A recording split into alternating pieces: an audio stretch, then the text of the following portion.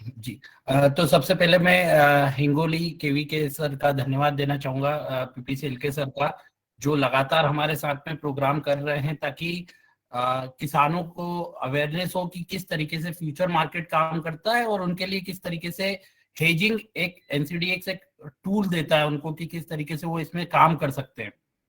तो अभी जैसा कि हमारे यहाँ पे 21 एग्रीकल्चर कमोडिटीज में काम होता है, और अभी चूंकि टर्मरिक, यदि हम हल्दी की बात करें तो हल्दी जस्ट अभी आपकी कटान की स्टेज में है या फिर कटने वाली है या आगे कटेगी। तो हम इसीलिए अभी हल्दी की बात करेंगे। यदि मैं हिंगोली क्षेत्र की बात करूं, जैसा सर ने बताया कि हिंगोली हल्दी के लिए महाराष्ट्र का एक बहुत अच्छी डिस्ट्रिक्ट है, साथ ही साथ में सोयाबीन और चना। तो यहाँ पर ये तीनों कमोडिटी का एक अच्छा एरिया है जिसको हम किस तरीके से अपने मार्केट को आगे बढ़ा सकते हैं, हम उसी के बारे में आगे चर्चा करेंगे। तो हम आज हल्दी के बारे में बात करेंगे। हमने सोयाबीन की पहले बात करी है, हमने चने के लिए बात करी है, लेकिन आज हम हल्दी के लिए इसलिए बात करेंगे क्योंकि हल्दी अब आपके पास में आने वाली है, या जिन्होंने हार्वेस्टिंग कर दिया होगा, मुझे इतना भी आइडिया नहीं है कि कितना हार्वेस्ट हुआ होगा, लेकिन कुछ पार्ट तो हार्वेस्ट होना चालू हुआ है। तो हम उसी के बारे में आगे चर्चा करेंगे कि किस तरीके से आप एनसीडीएक्स का उपयोग करके अपना मूल्य जोखिम का प्रबंधन कर सकते हैं एनसीडीएक्स के द्वारा। तो इसमें आगे में रोहन ढांडे से बोलूंगा कि रोहन ढांडे अपने पूरे प्रेजेंटेशन को आपके सामने रखे। मराठी में प्रेजेंटेशन रहेगा तो आपको ज्यादा अच्छी तरीके से समझ में आएगा। तो रोहन, कंटिन्यू करिए प्लीज। Thank you sir. और मैं फिर से एक बार केवी के हिंगोली और समस्त जितने एफपीओस के जो शेतकरी वर्ग है उनका फिर से स्वागत करतो। तर आपण हा एक आपला वेबिनार प्रोग्राम आहे, हा आपण मराठी या माध्यमातूनच घेऊया। तर मी माझं एक प्रेझेंटेशन शेअर करतोय।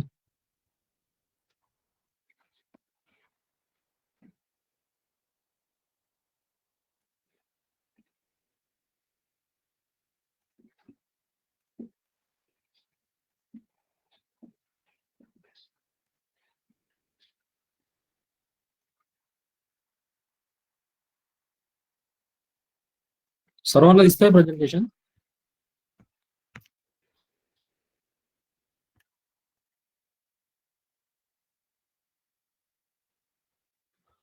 सर्वांना दिसतंय आहे? चालेल चालेल। तर आपला आजचा मुख्य विषय आहे, आपण फार्मर्स प्रोड्युसर कंपन्या, शेतकरी प्रोड्युसर कंपन्या ज्या आहेत, उत्पादक कंपन्या, आणि जे आपले शेतकरी बांधव आहेत त्यांना मूल्य जोखीम व्यवस्थापन कशा पद्धतीने राहील, कशा पद्धतीने करता येईल, त्याबद्दल आपण कमोडिटी फ्युचर मार्केटच्या संदर्भात वायदे बाजार कसं काम करते ते आपण जाणून घेऊया। तर त्यामध्ये सुरुवातीला मी एक थोडक्यात मला एक काही गोष्टी सांगायच्या अशा आहेत की आपला वसमत हिंगोली, नांदेड, परभणी हा एक आपला जो एरिया आहे, तो एरिया अकोला, वाशिम हा जो एरिया हा मेन प्रोडक्शन एरिया मानला जातो हळदीमध्ये। त्याच्यानंतर यामध्ये जे मेजर मार्केट आहेत ते वसमत आहे, कुरुंदा आहे, पूर्णा, परभणी, त्याच्यानंतर जवळा बाजार, त्याच्यानंतर आखाडा बाळापूर हिंगोली, त्याच्यानंतर भोकर नांदेड, सेनगाव हिंगोली, जिंतूर परभणी, हे जे काही एरिया आहेत हे जास्त याच्यामध्ये जास्त आवक होते, जास्त प्रोड्युसर्स आहेत यामध्ये। आणि महत्वाचं म्हणजे आपल्या हिंगोली या क्षेत्रामध्ये, नांदेड, वसमत या क्षेत्रामध्ये जवळपास 64,761 माझ्या माहितीप्रमाणे एवढ्या एकरला हळदी क्षेत्राखालील जमीन आहे। आणि त्यानुसार अपेक्षित जे उत्पन्न आहे ते जवळपास 1,00,000 टन एवढं अपेक्षित उत्पन्न राहील। आणि पावसाच्या काही म्हणजे वातावरणामुळे समजा त्यामुळे काही लीफ स्पॉटच्या प्रादुर्भावाने काही प्रोडक्शन जे आहे त्याच्यावर फरक पडेल। आणि आता सरांनी सांगितलं ज्याप्रमाणे की महाराष्ट्राचा जर विचार केला आपण तर प्रोडक्शन एरिया जो आहे 57,669 एवढा जो हेक्टरला हा प्रोडक्शन एरिया आहे। आणि त्यानुसार जवळपास प्रोडक्शन जे आहे एक्सपेक्टेड महाराष्ट्रासाठी ते 2,26,714 एवढं अपेक्षित राहील। तर आपण आपल्या या बेसच्या आधारावर आपला जो एक प्रोग्रामचा एक अजेंडा आहे तो कशा पद्धतीने आहे हे समजून घेऊया. यामध्ये फार्मर्स प्रोड्युसर कंपनी तथा जे आपले शेतकरी वर्ग आहे यांना अनिश्चितता आणि ज्या काही जोखीम आहेत त्या शेतीमधल्या त्या कशा राहणार आहे त्या समजून घ्यायच्या. त्याच्यानंतर कमोडिटी आणि फ्युचर मार्केट कसं असते, ते काय काम करते, कशा पद्धतीने काम करते हे समजून घेणार. त्याच्यानंतर फ्युचर कॉन्ट्रॅक्ट आणि ऑप्शन कॉन्ट्रॅक्ट या संदर्भातून एफपीओस किंवा जे शेतकरी वर्ग आहे ते कशा पद्धतीने समोर जाईल. त्याच्यानंतर यामध्ये असणारी डिलिव्हरी प्रोसेस यामध्ये कसं काम होते हे आपण बघूया. आणि त्यानंतर यामुळे होणारे जे काही फार्मर्स प्रोड्युसर कंपनी आणि आपल्या शेतकऱ्यांना कुठल्या पद्धतीने फायदे असणार आहे, ते कसे फायदे घेऊ शकतात, याचा कशा पद्धतीने त्यांना लाभ होईल हे सगळं आपण बघूया. आणि त्यानुसार जे आपला प्रोड्यूस आहे त्या प्रोड्यूसच्या अंतर्गत त्यामध्ये असणारे जे काही क्वालिटी पॅरामीटर्स आहेत ते कसे असणार आहे त्यांची पण आपण माहिती घेऊया. तर सुरुवातीला आपण बघूया की अनिश्चितता. आता अनिश्चितता म्हटलं की त्यामध्ये एक अनिश्चितता उत्पादनावर एक अनिश्चितता, त्याच्यानंतर दुसरं आहे मूल्य अनिश्चितता. आता उत्पादनाची अनिश्चितता आपण बघितलेलं आहे की उत्पादनावर अनिश्चिततेचा काय प्रभाव पडतो आणि उत्पादनामुळे या उत्पादन अनिश्चिततामुळे काय हे कशा पद्धतीने होते. तर उत्पादन अनिश्चितता बदलत्या वातावरणामुळे बदलत्या उत्पादन होऊ शकते. आपण काही व्हेरायटीज वापरताना काही कमी जास्त केलेलं असणार, चांगल्या व्हेरायटी वापरलेलं नसणार, त्यानंतर पावसाचा कुठेतरी अभाव असेल, तर या सगळ्या गोष्टी उत्पादनाच्या अनिश्चिततेवर फरक पडतात. त्याच्यानंतर प्राइस अनिश्चितता, जे अनिश्चिततेमध्ये जे मूल्य अनिश्चितता ज्याला म्हणतो आपण, तर ते मूल्य अनिश्चितता कशा पद्धतीने होऊ शकते. ते मूल्य अनिश्चितता ऑब्व्हियसली ज्या पद्धतीनं तुमचं उत्पादन जर घटेल तर त्यानुसार तुमचं जे आपण लोकल लेवलवर ज्या किमती आहेत उत्पादनाच्या आधारे त्या सगळ्या किमतीवर फरक पडेल, त्याला आपण अनिश्चिततेच्या याच्यामध्ये मूल्य अनिश्चितता एक फरक समजू शकतो. त्याच्यानंतर वित्तीय जोखीम.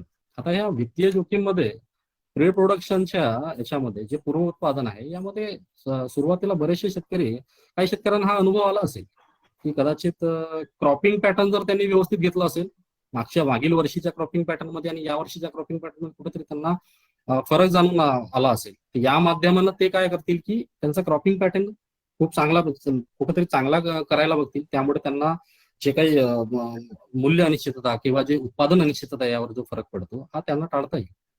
आणि त्यानुसार नंतर उत्पादनानंतरचे एक आपल्याला मूल्य जोखीम असते, त्याच्यामध्ये त्यांना प्राइस रिअलायझेशन हे करणं कठीण जाते. तर ही एक त्यांची एक जोखीम असते. प्राइस रिअलायझेशन करणं कठीण झालं म्हणजे त्यांना किमती कळायला कठीण जातात.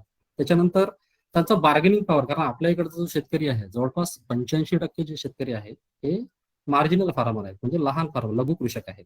त्याच्यामुळे त्यांचा ते आपला माल जो ज्यावेळेस मार्केटला आणतात, कृषी उत्पन्न बाजार समितीमध्ये आणतात, मंडीमध्ये आणतात, तर त्यांना तो जो त्या मालाची त्यांचा बार्गेनिंग पॉवर तिथे कमी असतो, कारण ते त्याचा तोलमोल करू शकत नाही, भाव करू शकत नाही.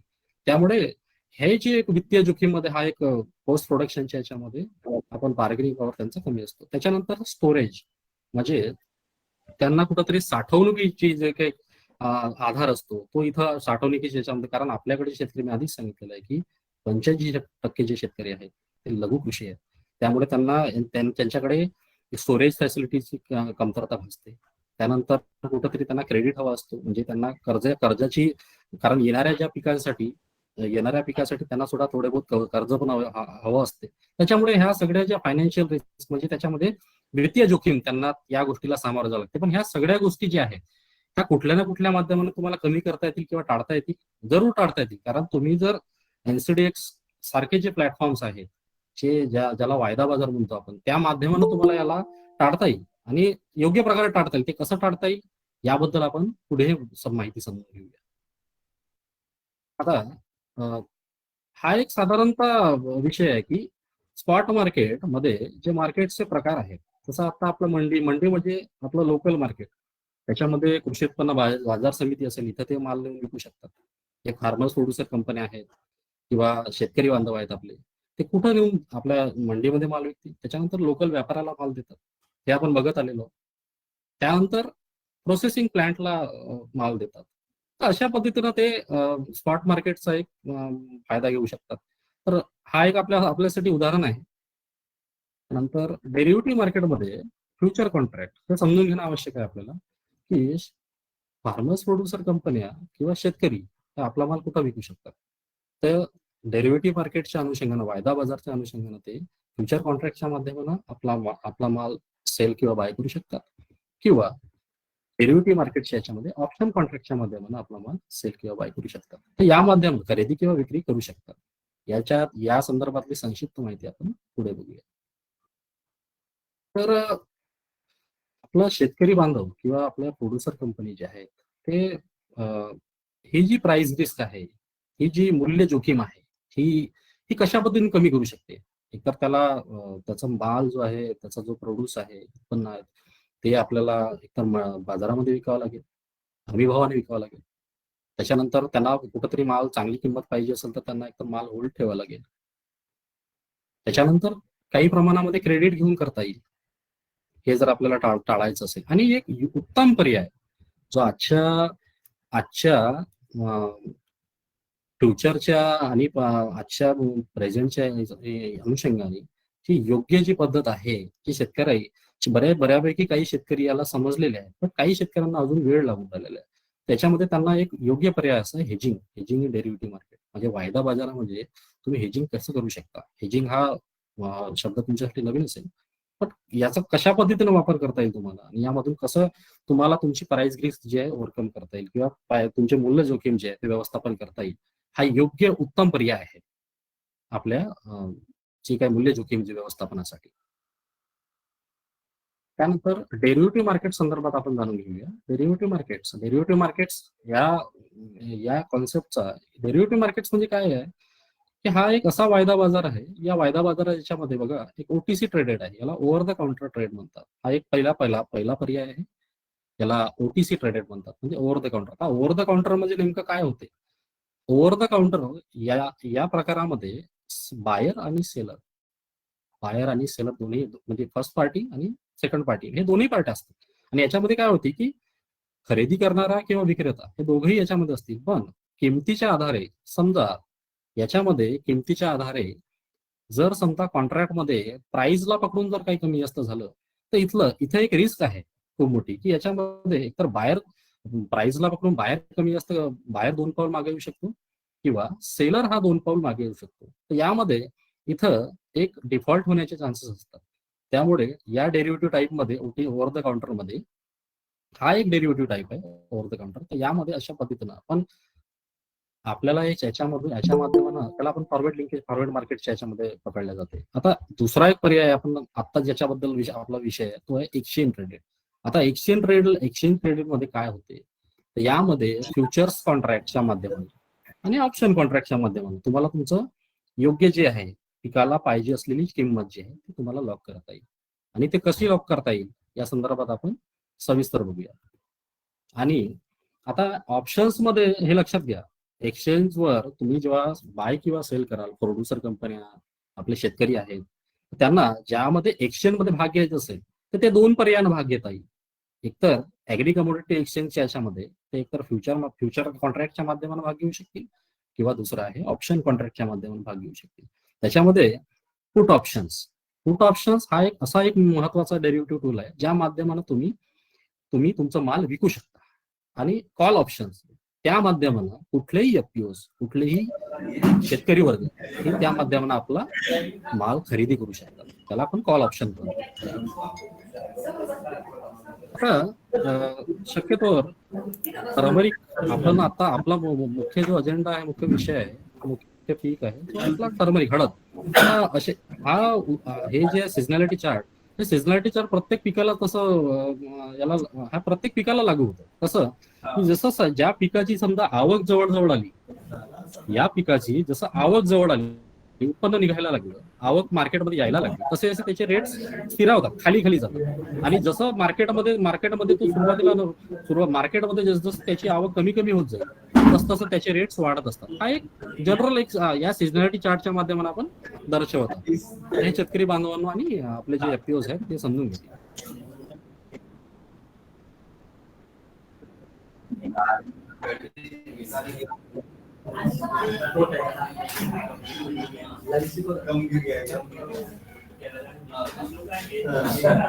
सर्वांना माझी विनंती आहे, आपण आपले माईक जे आहे ते म्यूट ठेवा. तर आपण आता फ्युचर मार्केट संदर्भात जाणून घेत आहोत. आणि फ्युचर मार्केट्स म्हणजे काय आहे, की फ्युचर मार्केट्स मध्ये कुठलीही कंपनी, फार्मर्स प्रोड्युसर कंपनी असेल किंवा शेतकरी असेल, हा शेतकरी वर्ग किंवा फार्मर्स प्रोड्युसर कंपनी काय करेल, की आता समजून घ्या, फ्युचर मार्केटच्या अगोदर मी तुम्हाला आपल्या कृषी उत्पन्न बाजार समिती, जे लोकल मार्केट आहे, आपलं मंडी मार्केट आहे, त्या संदर्भात काही सांगू इच्छितो. आता याच्यामध्ये काय फरक असू शकते, की आपल्या लोकल मार्केटमध्ये आपण काय करतो, की त्या ठराविक आपला माल, आपला शेतकरी आपल्या गावावरून कृषी उत्पन्न बाजार समिती, तालुक्या लेवलवरच्या ज्या कृषी उत्पन्न बाजार समिती आहेत तिथे घेऊन जाईल. आणि तो माल घेऊन गेल्यानंतर काय होईल, की त्याला तिथं नंबर ऑफ सेलर आणि जे काही नंबर ऑफ बायर आहेत, म्हणजे तिथं जे खरेदी करणारे आहेत, खरेदीदार, ते त्याला त्याला त्याला त्यांना भेटावं लागेल. आता त्याच्या माध्यमाने काय होईल, की काही लिमिटेड, काही मर्यादितच तिथं खरेदी करणारे जे खरेदीदार असतील ते मर्यादित असतील. कुठंतरी कुठली कृषी उत्पन्न बाजार असेल, कुठला मार्केट जो असेल, एपीएमसी मार्केट, तो कुठला तरी लहान लेवलचा असेल, मोठ्या लेवलचा असतील, कुठं कमी असतील, 8 ते 9 खरेदीदार असतील, कुठं 15 ते 16 खरेदीदार असतील, कुठंतरी 20च्या वरती असू शकतात मोठी कृषी उत्पन्न बाजार समिती असल्यानंतर. त्याच्यामध्ये काय होईल, पण आपल्या फ्युचर मार्केटच्या एनसीडीएक्स प्लॅटफॉर्मला इथं नंबर ऑफ सेलर आणि नंबर ऑफ बायर आहे, तो कुठलाही असू शकतो. तो इंदोरचा असू शकतो, तो कर्नाटकामधला असू शकतो, तो कोल्हापूरचा असू शकतो, तो कुठलाही असू शकतो इंडियामधून. तर त्याच्यामध्ये या प्लॅटफॉर्मला नंबर ऑफ सेलर आणि नंबर ऑफ बायर भरपूर आहे. या माध्यमाने काय होते, फ्युचर मार्केट, आता या आपण स्पॉट मार्केटला समजून घेत आहोत, याच्यामध्ये काय होते, की या मार्केट, जसं कृषी उत्पन्न बाजार समितीमध्ये खरेदीदार जेव्हा मर्यादित आहेत, तर त्याच्यामध्ये ट्रान्सपरन्सी, म्हणजे त्या माध्यमानं तुम्हाला त्याच दिवशी सेम डेटलाच तुमचं जे प्रोड्यूस आहे ते विकावं लागते. कारण एकतर आपण मगाशीच बोललो, की शेतकऱ्याकडे बार्गेनिंग पॉवर हा कमी असतो. त्याला मार्केटमध्ये माल आल्यानंतर घरी परत नेणं हे परवडत नाही. त्याला ट्रान्सपोर्टेशन आणि बाकी सगळ्या गोष्टीला सामोरं जावं लागतं. तर त्याला काय करावं लागेल, त्याचा बार्गेनिंग पॉवर ऑलरेडी कमी असतो आणि त्यामुळे त्याला पाहिजे मिळेल त्या भावाला त्याचा माल त्याला विकावा लागतो. त्याच्यामध्ये त्याला बार्गेनिंग करता येत नाही. आणि या माध्यमानं त्याला सेम डेला, म्हणजे त्याच तारखेला आपला प्रोड्यूस त्याला विकून तो मोकळा होऊन जातो. पण फ्युचर मार्केटमध्ये काय आहे, फ्युचर मार्केटमध्ये त्याच्या उलटा आहे. फ्युचर मार्केटमध्ये तुम्हाला पूर्वनिर्धारित ज्या भविष्यातील जे काय प्राइसेस आहेत, भविष्यातील जे कॉन्ट्रॅक्ट आहेत, त्या रेटला तुम्हाला तो, म्हणजे आजच तुम्हाला भविष्यातील जे डेट आहे ते बुक करून ठेवता येईल. म्हणजे तुम्ही आतापासून ते रेट जे आहे ते लॉक करू शकता फ्युचर मार्केटच्या माध्यमाने. मग लॉक करू शकता, याच्या माध्यमाने काय करू शकता, तुम्ही बाय करू शकता, तुम्ही खरेदी करू शकता किंवा विकू शकता. त्याच्यानंतर इथं सांगितल्याप्रमाणे काही विशिष्ट डेटला, आणि यामध्ये जे काही प्राइस फ्लक्च्युएशन होत असतात, जे काही प्राइस कमी जास्त होत असतात, त्याचा एक समाधान तुम्हाला मिळते, की बाबा मला पाहिजे तसा रेट इथं मिळायला पाहिजे, हा एक समाधान असतो. याला अजून थोडा आपण चांगल्या पद्धतीने समजून घेऊया शेअर मार्केटला. याच्यामध्ये बघा, जे प्राथमिक जे मुख्य जे याचे फंक्शन्स आहेत, कार्य आहे फ्युचर मार्केटचे, ते काय असतात. प्राइस डिस्कव्हरी मी आता सांगितलेलं आहे. प्राइस डिस्कव्हरी कंपनी एखाद्या कृषी उत्पन्न बाजार समिती सारख्या ठिकाणी, माझं कृषी उत्पन्न बाजार समिती मार्केटला ते पण चांगलं मार्केट आहे, पण प्राइस डिस्कव्हरी करणं तिथं कुठंतरी मला असं वाटतं की थोडंसं ते लिमिटेड असते, मर्यादित असते. पण नंबर ऑफ सेलर आणि नंबर ऑफ बायर जेव्हा एक्सचेंजला जास्त आहे, त्याच्यामुळे प्राइस डिस्कव्हरी करणं इथं तुम्हाला घरी बसल्या बसल्या तुम्हाला प्राइस डिस्कव्हरी तुम्ही करू शकता, की इंदोरचा मार्केट रेट काय आहे, सांगलीचा मार्केट रेट काय आहे, हिंगोलीचं मार्केट रेट काय आहे, किंवा कुठल्या, समजा आजकाल तर त्या ऍप पण आलेल्या आहेत एमएसएमबी अंतर्गत वगैरे, तर तुम्ही पाहू शकता. याच्यामध्ये तुम्हाला प्राइस डिस्कव्हरी करणं सोपं जाते या फ्युचर मार्केटच्या याच्यानं. त्यानंतर दुसरा जो एक मुख्य फंक्शन आहे तो आहे प्राइस रिस्क मॅनेजमेंट, मूल्य जोखीम व्यवस्था. मी आधीच म्हटलेलं आहे की मूल्य जोखीम व्यवस्था म्हणजे बघा, क्रॉप इन्शुरन्स आतापर्यंत आपले शेतकरी बांधव आहेत, आपले कृषी उत्पन्न बाजार समिती, म्हणजे आपले जे कृषी उत्पादन करणाऱ्या ज्या कृषी उत्पादक कंपन्या आहेत, ते या कॉन्सेप्टच्या माध्यमाने काय करू शकतील, या कॉन्सेप्टच्या माध्यमाने ते हे करू शकतील की तुम्हाला प्राइस मूल्य जोखीम व्यवस्थापन जे आहे ते करायसाठी एकतर तुम्हाला तुमचं एक जसं मी आधीच सांगितलेलं आहे, आतापर्यंत क्रॉप इन्शुरन्स करत आलेले आहेत फार्मर्स प्रोड्युसर कंपनी, पण प्राइस इन्शुरन्स करू शकलेले नाहीये आणि ते प्राइस इन्शुर करू शकले पाहिजे. त्यासाठी हा एक आपला मूल्य जोखीम व्यवस्थापनासाठी आपण फ्युचर मार्केटचा लाभ घेतला पाहिजे. हा एक त्याचा मुख्य उद्देश आहे. त्यानंतर प्राईस डिसेमिनेशन सर्व्हिस.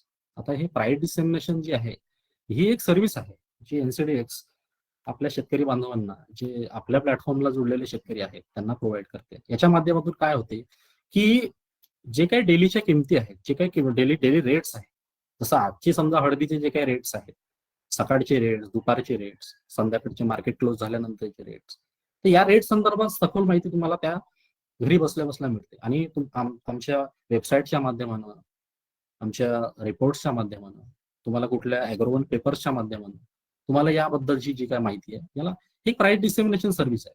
ती शेतकऱ्यांना आम्ही काय करतो की बऱ्याच शेतकऱ्यांना SMS च्या माध्यमानं ती माहिती पोहोचवतो. तर असे बरेच माध्यम आहेत ज्या माध्यमानं प्राईस डिसेमिनेशन सर्व्हिस जी आहे ती देण्यात येते. त्यानंतर आता एक थोडासा आपला महत्वाचा विषय असा आहे की आपण कॉन्ट्रॅक्ट संदर्भात जे बोलत आहोत की याच्यामध्ये तुम्हाला आधीच सांगितलेलं आहे की शेतकरी वर्ग असो किंवा शेतकरी उत्पादक कंपन्या असतील, त्यांना कुठल्याही प्रोड्यूस, म्हणजे जसं आता हळद आहे, आता आपण हळद बघत आहोत, तर हळद असो किंवा आता मागील काळामधली जे सोयाबीन असो, प्रत्येक या कमोडिटी वाईज प्रत्येक पिकानुसार काही कॉन्ट्रॅक्ट अवेलेबल असतात. आता हे कॉन्ट्रॅक्ट बघा तुमच्या डोळ्यासमोर तुम्हाला दिसत आहे. काही कॉन्ट्रॅक्ट हे जसा हळदीचे जे काही कॉन्ट्रॅक्ट आहेत ते एप्रिल महिन्याचे, मे महिन्याचे, जून जुलै असे तुम्हाला कॉन्ट्रॅक्ट दिसत आहे, बरोबर आहे. तर हे एप्रिल, मे, जून, जुलै यासाठी, कारण आता तुमची आवक आता कुठंतरी कृषी उत्पन्न बाजार समितीला काही प्रमाणात मला आवक दिसत आहे, पण पूर्णपणे ते हळद जी आहे, हळद हा पीक पूर्णपणे बाहेर निघालेला नाहीये.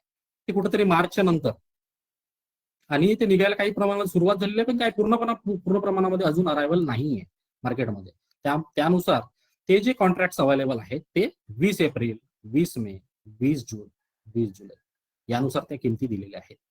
आता मला हे म्हणायचं आहे की हे कॉन्ट्रॅक्ट समजून घ्यायच्या अगोदर तुम्हाला हे समजणं आवश्यक आहे की प्रत्येक महिन्याच्या 20 तारखेला हा कॉन्ट्रॅक्ट जो आहे एक्सपायर्ड होतो. म्हणजे प्रत्येक महिन्याच्या 20 तारखेला कॉन्ट्रॅक्ट संपतो. हे लक्षात घ्या शेतकरी बांधवांनो, आणि आपले जे समस्त जे FPOs आहेत त्यांनी हे समजून घ्यावं की NCDX प्लॅटफॉर्मवर प्रत्येक महिन्याच्या 20 तारखेला कॉन्ट्रॅक्ट हा समाप्त होतो. त्यानंतर इथं लक्षात घेणं हे आवश्यक आहे की तुम्हाला एक्सचेंज आहे, NCDX आहे, हे सुरुवातीला हे सकाळी 9 ते संध्याकाळी 5 वाजतापर्यंत सुरू असते.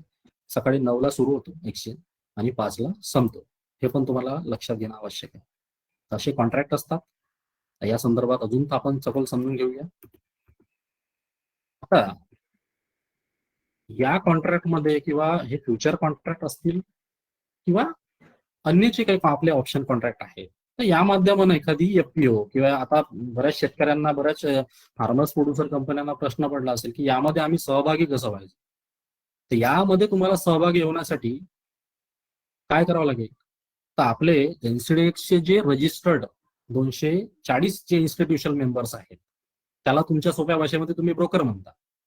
तर त्या इन्स्टिट्यूशनल मेंबर्सच्या माध्यमानं तुम्हाला FPOला, फार्मर्स प्रोड्युसर कंपन्यांना, फार्मर्स जे फेडरेशन्स आहेत किंवा शेतकरी आहेत त्यांना इथं रजिस्टर्ड होता येईल.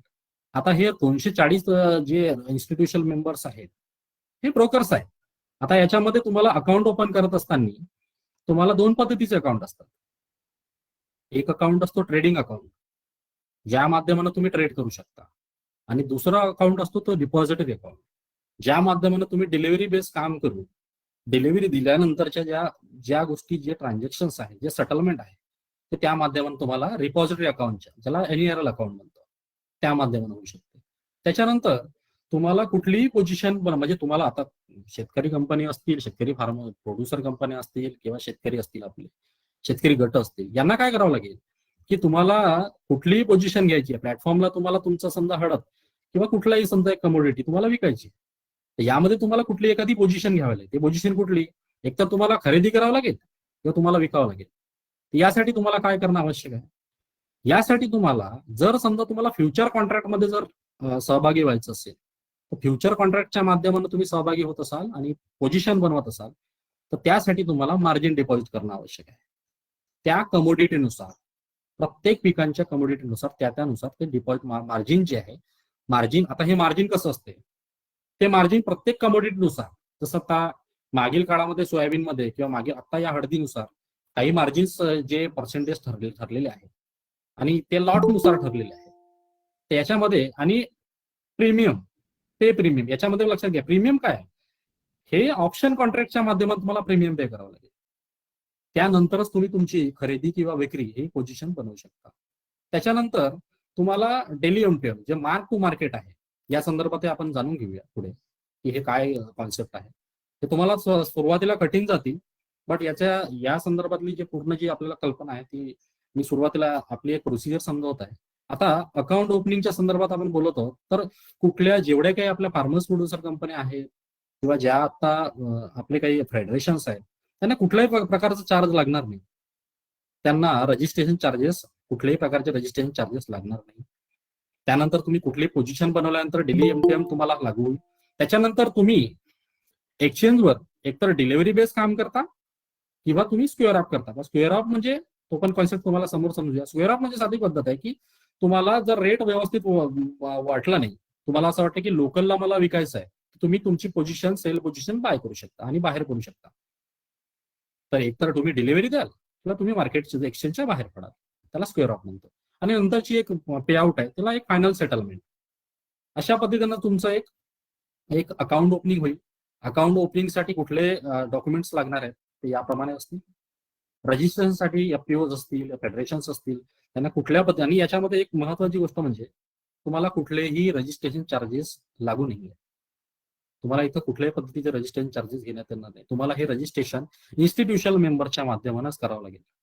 जे 240 आपले इन्स्टिट्यूशन मेंबर्स आहेत. याच्यामध्ये पॅन कार्ड, एफपीओचं जे पॅन कार्ड आहे, डायरेक्टर्स पॅन कार्ड आहे, त्याच्यानंतर एफपीओचा ऍड्रेस प्रूफ लागेल, जे डायरेक्टर्स आहेत त्यांचा ऍड्रेस प्रूफ आहे. त्याच्यानंतर ऑथोराइज जे डायरेक्टर्स आहेत त्यांचे डिटेल्स लागतील. त्याच्यानंतर कंपनी शेअर होल्डर होल्डिंगचे पॅटर्न्स आहेत ते लागेल. त्याच्यानंतर 6 महिने फ्रेश असलेला जो बँक स्टेटमेंट आहे, कॅन्सल चेक सहित, तो लागेल. त्यानंतर समजा कंपनीला 2 ते 3 वर्षात जर जास्त झाले असतील समजा रजिस्टर्ड होऊन, तर त्यांना इन्कम टॅक्स रिटर्न जे आहे ITR ते लागेल. ऑडिट रिपोर्ट लागतील तुमचे.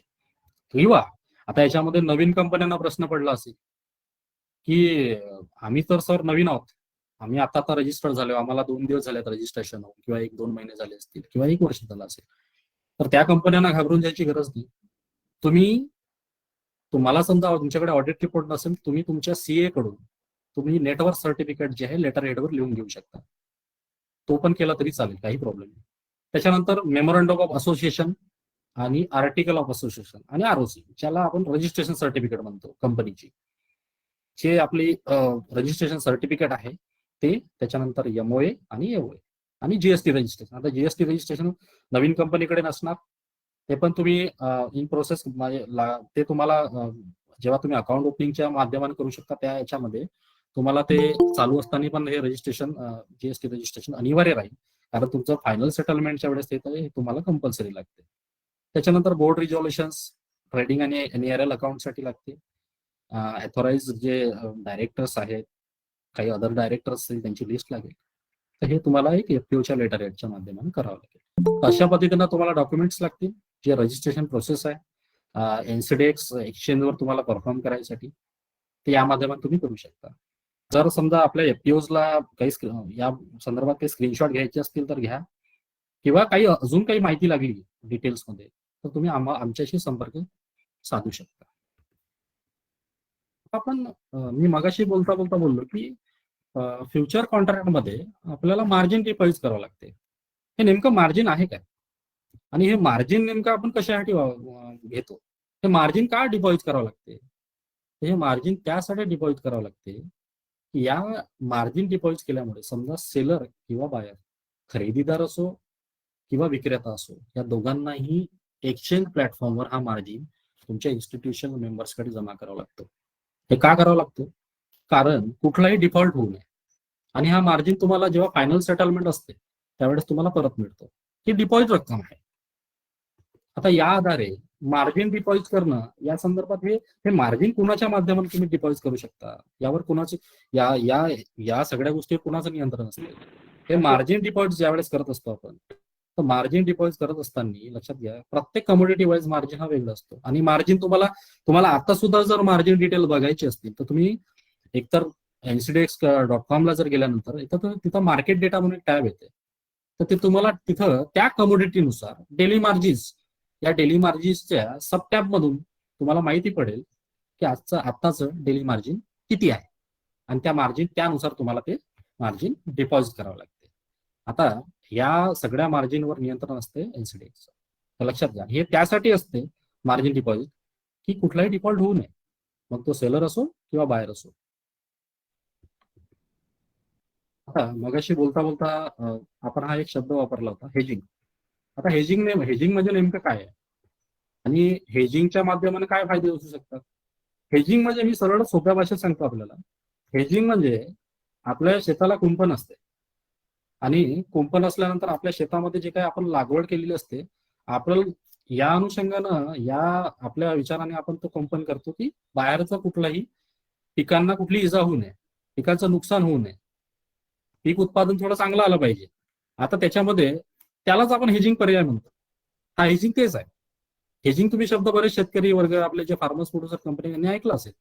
पण हेजिंग कॉन्सेप्ट काय आहे की तुमची जी पोझिशन्स आहे ते फिजिकल मार्केटच्या तुम्ही कुठेतरी विपरीत घेता, म्हणजे अपोजिट घेता, त्याला आपण हेजिंग म्हणतो. या हेजिंगचे काय फायदे? काय हेजिंग केल्यामुळे काय होते की तुमची प्राइस रिस्क, जे मूल्य जोखीम आहे, तुमची जी मूल्य जोखीम व्यवस्थापन आहे ते चांगलं होऊ शकते, आणि तुमचं प्रॉफिट आहे हे तुम्ही पकडून ठेवू शकता हेजिंगच्या माध्यमातून. ते कशा पद्धतीने करू शकता हे आपण थोडंसं समोर बघूया स्लाइडच्या माध्यमातून. आता एक केस स्टडी आहे, मी आता तुम्हाला केस स्टडीच्या माध्यमातून थोडंसं समजवतोय की एक कंपनी आहे, एक फार्मर्स प्रोड्युसर ऑर्गनायझेशन आहे, त्यांनी काय केलं की 5 मेट्रिक टन टर्मरिक प्रोक्युअर केलं, म्हणजे घेतलं आणि सेल करायचा विचार आहे. पण काय कंडिशन असू शकतात. आता त्यांना सेल करायचं आहे पण क्रॉप हातात नाहीये. सध्याची जर कंडिशन आपण बघितलं, पाहिजे तसं अरावेल नाहीये आणि कोणी बाहेर पण सापडत नाहीये. नंतरचा एक विचार केलं, त्याच्यानंतर त्याला वाटतं की नंतर सेल करायला पाहिजे. त्याच्यामध्ये काय, क्रॉप तर हातात आहे बट प्राइस रिस्क आहे. प्राइस रिस्क म्हणजे किमतीच्या आधारे त्याला जी काही अपेक्षित किंमत आहे ती मिळेल का, थोडस यामध्ये तो संभ्रमित आहे. त्याच्यानंतर तिसरा जो आहे योग्य पर्याय, तो असा आहे की तो हेज इन फ्युचर, म्हणजे त्याच्यामध्ये तो काय करू शकतो की प्राइस आतापासून फिक्स करू शकतो आणि प्रॉफिट मार्जिन हा लॉक करू शकतो. म्हणजे प्रॉफिट पण तो लॉक करू शकून राहिला, प्राइस सोबत तो प्रॉफिट जो आहे हा फिक्स करत आहे. हा योग्य पर्याय आहे. ह्या अशा 3 पद्धतीचे शेतकरी या 3 पद्धतीतून जातो नेहमी. आणि या माध्यमानं मला हे सांगायचं आहे सगळ्यांना, आपल्या फार्मर्स प्रोड्युसर कंपन्या आहेत, आपले शेतकरी आहेत, मी पुन्हा पुन्हा सांगत आहे की क्रॉप इन्शुरन्स आपण करू शकत आहोत बट प्राइस इन्शुअर करू शकत नाही. तर प्राइस इन्शुअर कशा पद्धतीने केली पाहिजे तुम्ही, त्याचं एक योग्य माध्यम जे आहे ते फ्युचर मार्केट आहे. आणि या फ्युचर मार्केटमध्ये तुम्ही चांगल्या पद्धतीने हेजिंग केली, त्या हेजिंगच्या माध्यमातून तुम्हाला कुठले फायदे असू शकतात. ते हे फायदे की तुम्ही तुमचं प्राइस आणि प्रॉफिट मार्जिन जे आहे ते तुम्ही फिक्स करू शकता, लॉक करू शकता.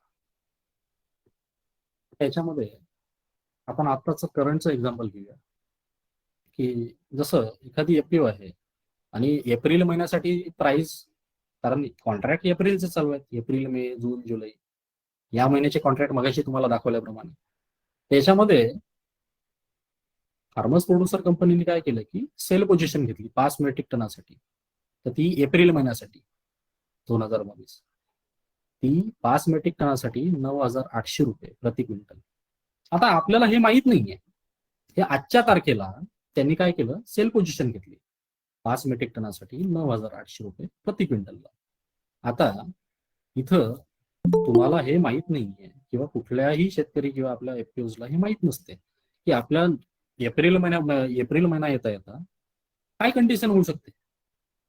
पण त्याला एक्सपेक्टेशन्स आहे, मला या रेट सोबत जायला पाहिजे.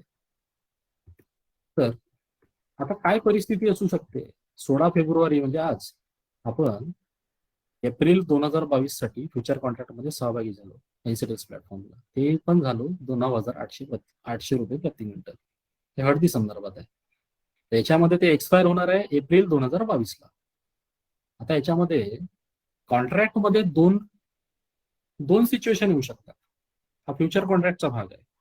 याच्यामध्ये 2 सिच्युएशन येऊ शकतात. जर प्लॅटफॉर्मला जर रेट आपण रेट फिक्स केला 9,800 रुपये प्रति क्विंटल, आणि प्लॅटफॉर्मला जर रेट एनसीडीएक्सला समजा 9,600 झालं, तर फायनल सेट तुम्हाला तर इथं डिलिव्हरी द्यायची आहे. पण तुम्हाला कुठल्याही फार्मर्स प्रोड्युसर कंपनीला किंवा कुठल्याही शेतकऱ्याला असं वाटलं, फेडरेशनला असं वाटलं की आता आम्हाला इथं एनसीडीएक्सला आम्ही डिलिव्हरी देतो, जेव्हा तुम्ही डिलिव्हरी बेस काम कराल त्यावेळेस काय होईल की M2M जे मार्क टू मार्केट आहे ते 200 रुपये त्यामध्ये एनसीडीएक्स कडून तुम्हाला मिळतील. आता ते 200 रुपये मिळाल्यानंतर तुमची सेलिंग प्राइस स्पॉट प्राइस 9,600, पण एनसीडीएक्स प्लॅटफॉर्मला तुम्ही ज्या रेटनं पकडले होते एप्रिल 2022 या अनुषंगाने तुमचा रेट काय पडत आहे तुम्हाला, हा एक उदाहरण आहे. या उदाहरणाच्या माध्यमातून काय परिस्थिती असू शकते, तर तो रेट आहे 9,800. हे एक परिस्थिती असू शकते. आता दुसऱ्या केसचा जर विचार केला तर कदाचित स्पॉट मार्केटमध्ये समजा एनसीडीएक्स हा जर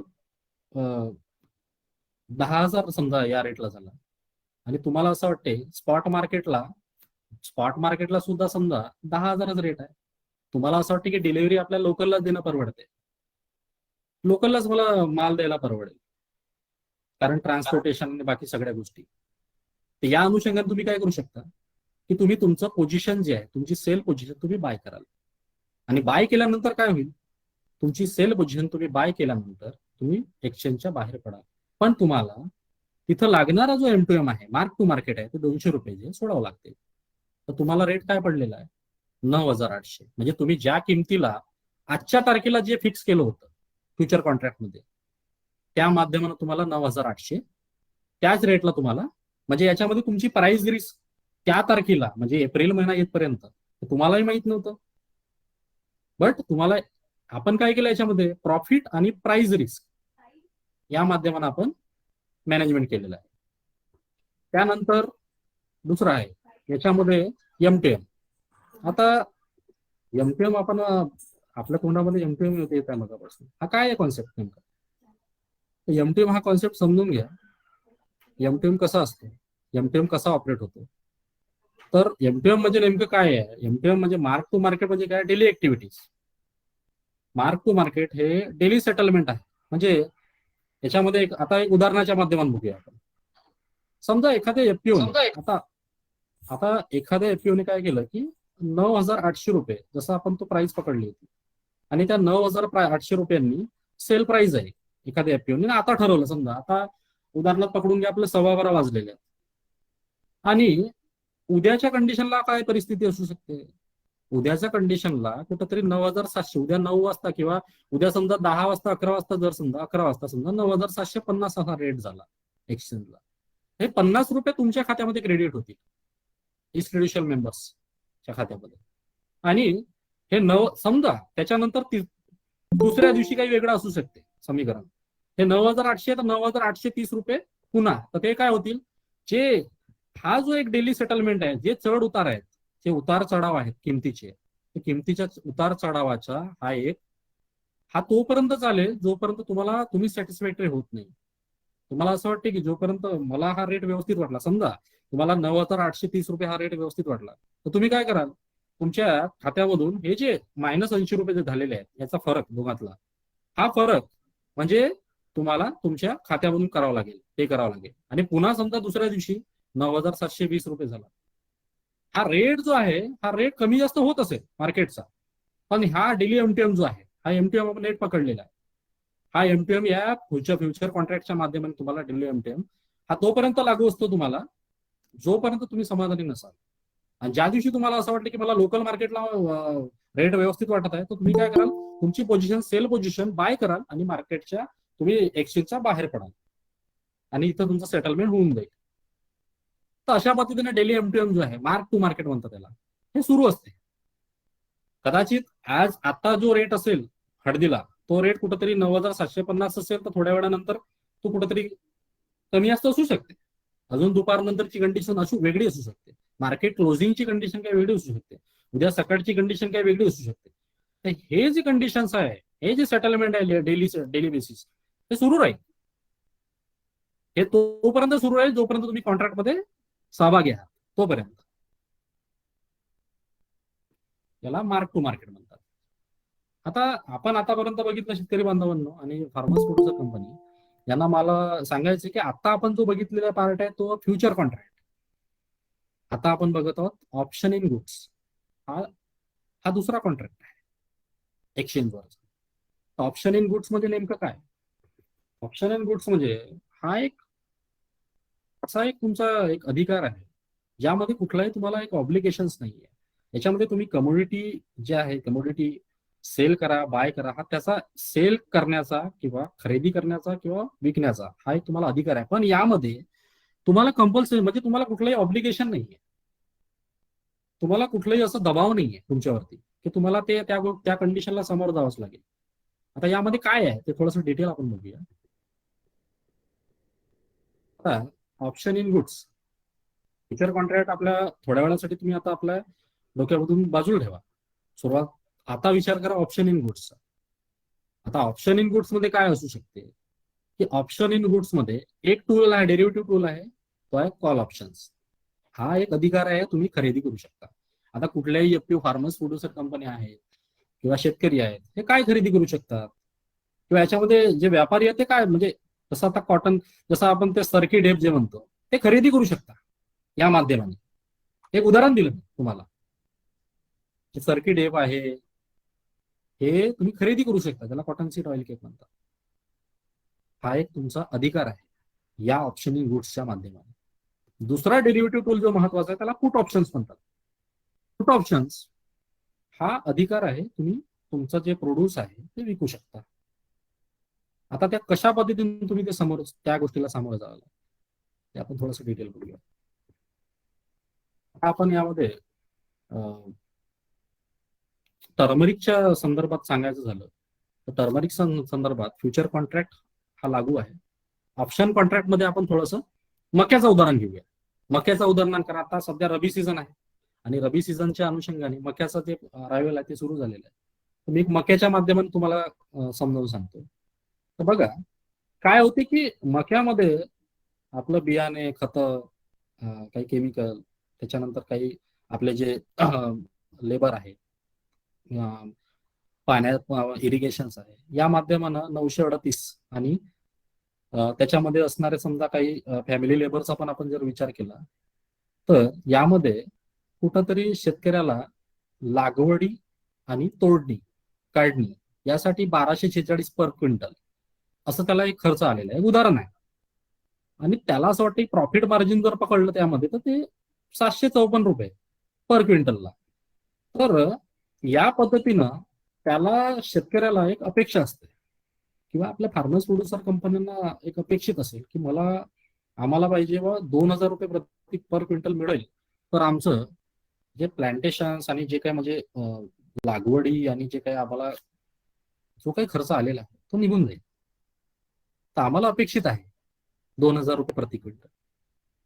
काय होईल समजा तर तुम्ही तुम्ही काय करू शकाल की फेब्रुवारी महिन्यामध्ये ती प्राइस लॉक कराल.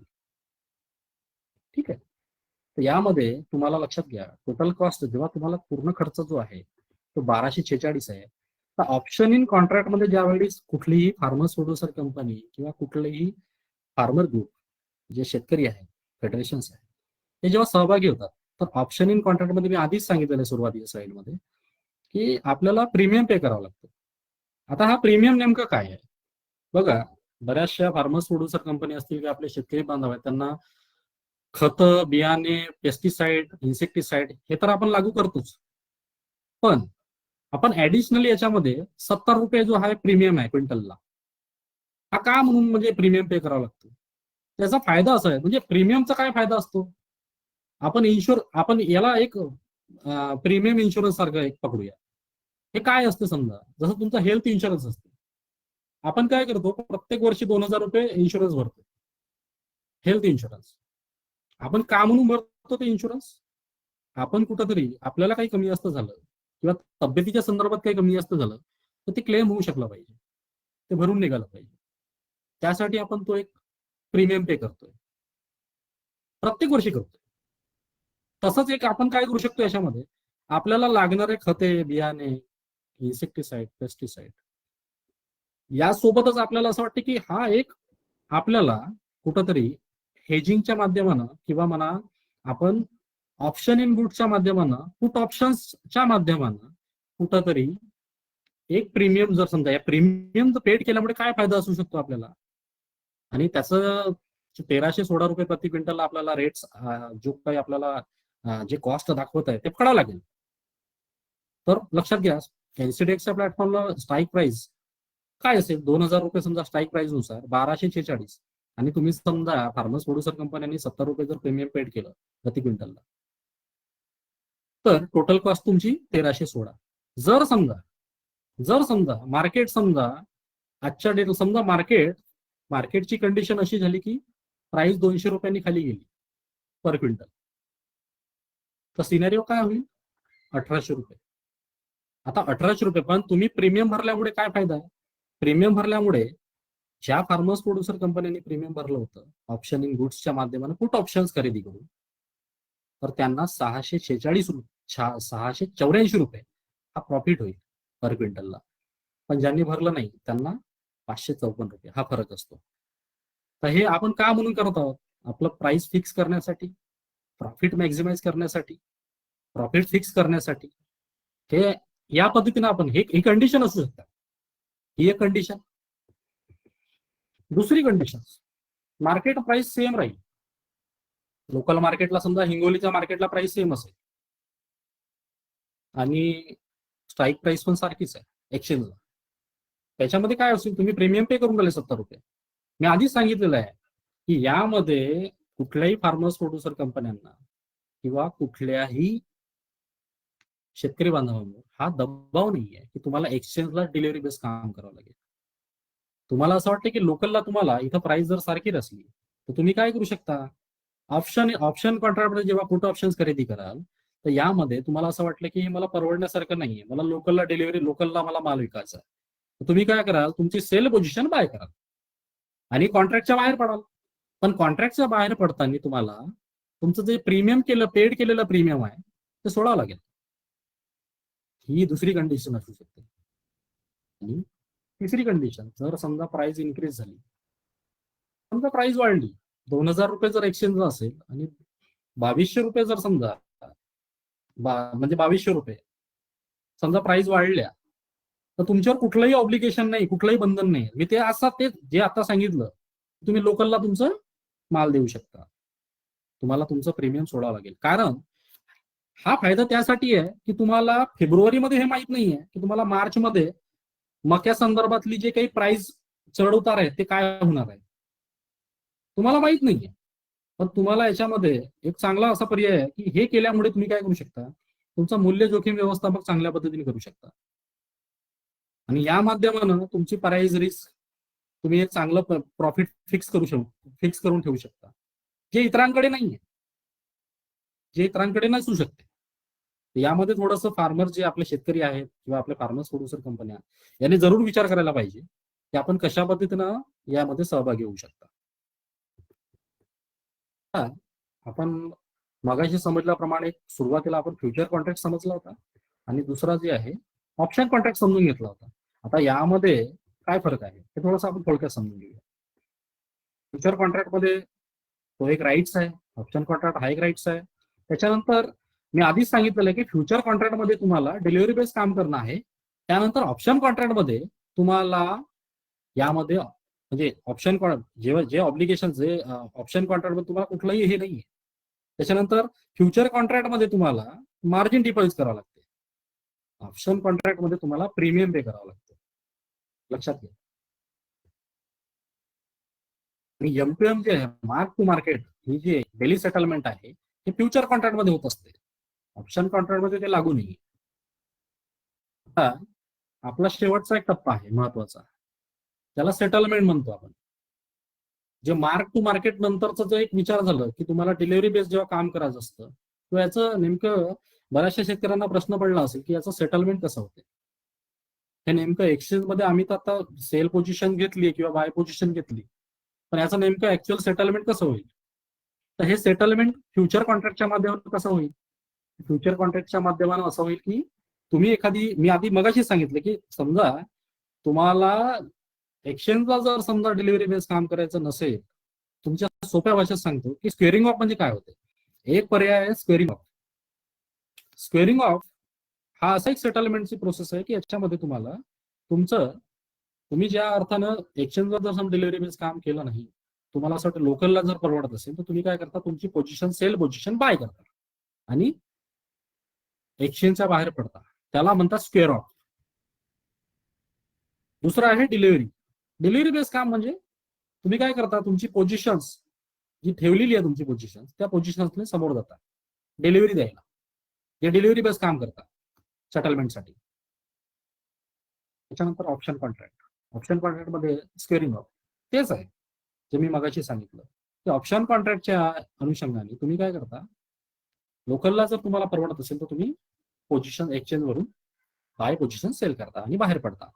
त्याला स्क्वेअरिंग ऑफ म्हणतात. Netting of. फ्युचर कॉन्ट्रॅक्टच्या अनुषंगाने तुम्हाला एक अपोजिट पोझिशन घ्यावी लागते. त्यानंतर डिलिव्हरी. डिलिव्हरी म्हणजे तेच, हे एक सेटलमेंट प्रोसेस आहे ऑप्शन कॉन्ट्रॅक्टमध्ये. ह्या दोन्ही जे आहे फ्युचर कॉन्ट्रॅक्ट आणि ऑप्शन कॉन्ट्रॅक्टच्या सेटलमेंट प्रोसेस याप्रमाणे चालते. आता नेमकं डिपॉझिट कसं कराल तुम्ही. आता एखादे एक एफपीओ आहे, farmers producer company, farmers producer federations असतील. आता त्यांना त्यांचं समजा एक आपण हळदीचं उदाहरण घेऊया. हळदीचा विषय आहे आपला. तर या माध्यमानं एफपीओ कडे आता ऍग्रिगेट झालेला आहे माल. एफपीओने ठरवलंय की आता आम्हाला डिलिव्हरी बेस काम करायचं आहे. तर आम्ही कसं करणार.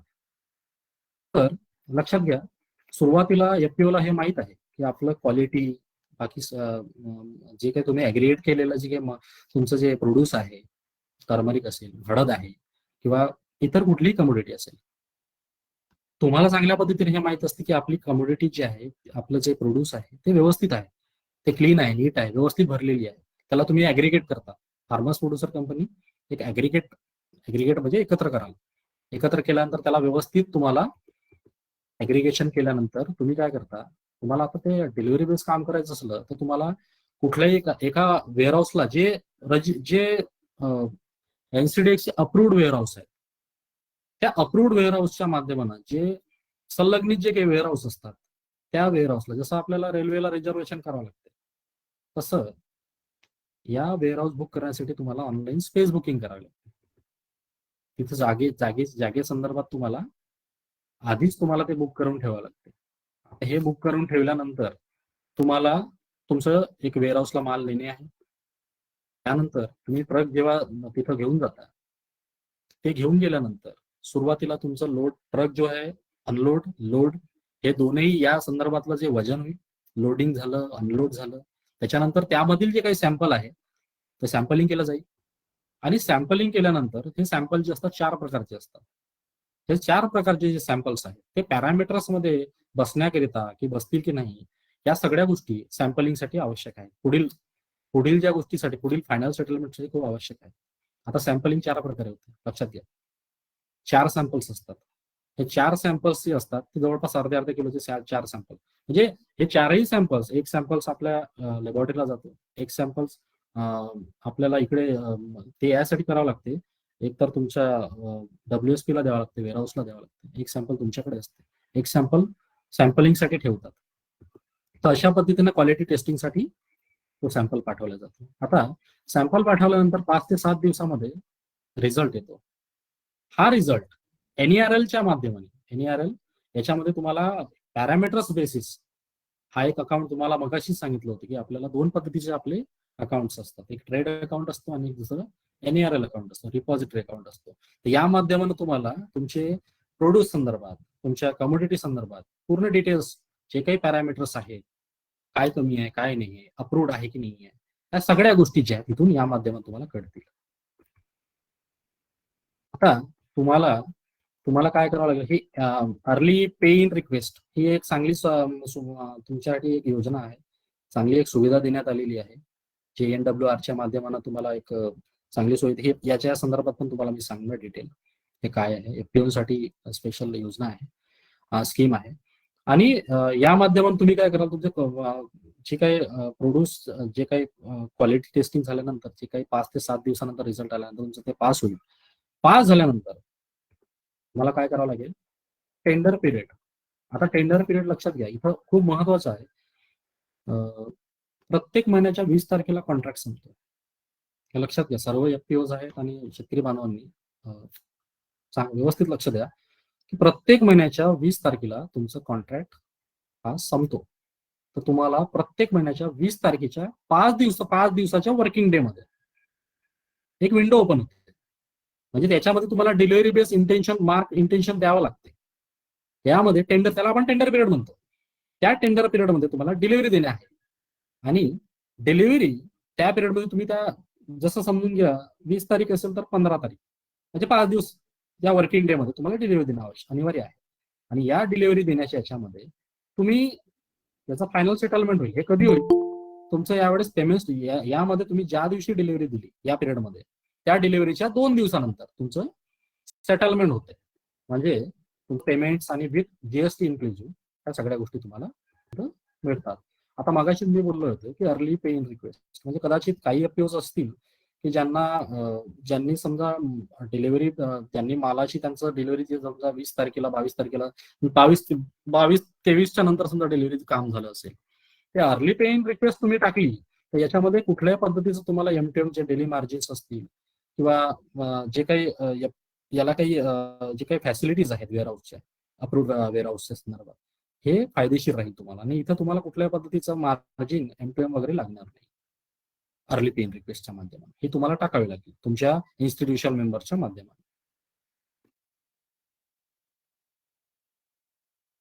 महत्वाचा मुद्दा क्वालिटी पॅरामीटर्स. टर्मरिकच्या संदर्भात, हळदी संदर्भात जे क्वालिटी पॅरामीटर्स आहेत ते कसे आहेत?